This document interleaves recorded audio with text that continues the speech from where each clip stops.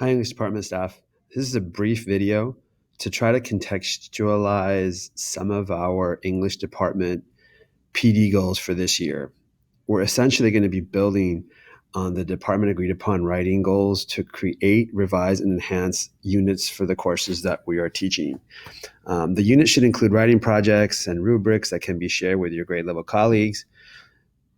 We're hoping to build course syllabi that include contributions from all members of our department. We're not going to be bound to teach anybody else's units or abide by anybody else's syllabus. Instead, what we're going to try to do is build course syllabi for all of our courses that represent some of the sample units that prospective students can look at when we put this on the school's website, and their families can see what is to come in certain years, especially as we try to recruit students from other schools to come in a way that they and their families would know a little bit more about the content and skills that are going to be taught in our departments.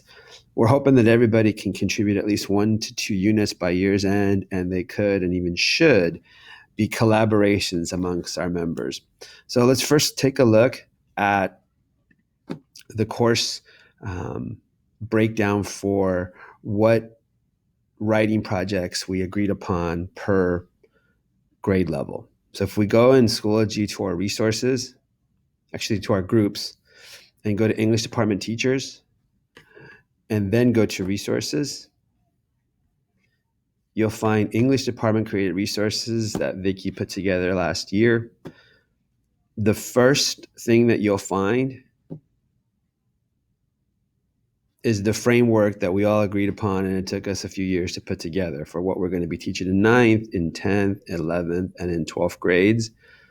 And it really gives a detailed breakdown of what we all agreed upon would be the teaching that we would do for writing projects for all these years.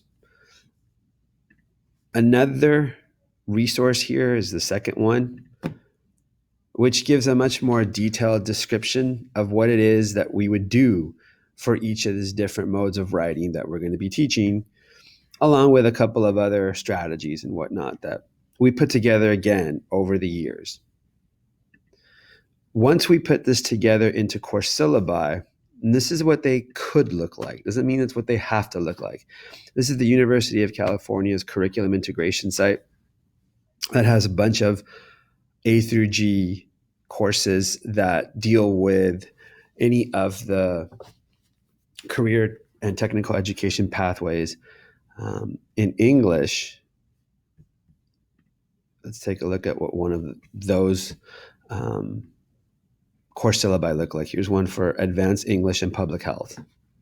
And when you look at it, it gives you a basic overview of the class, and each unit has, in this case, some essential questions, a few paragraphs of description and key assignments.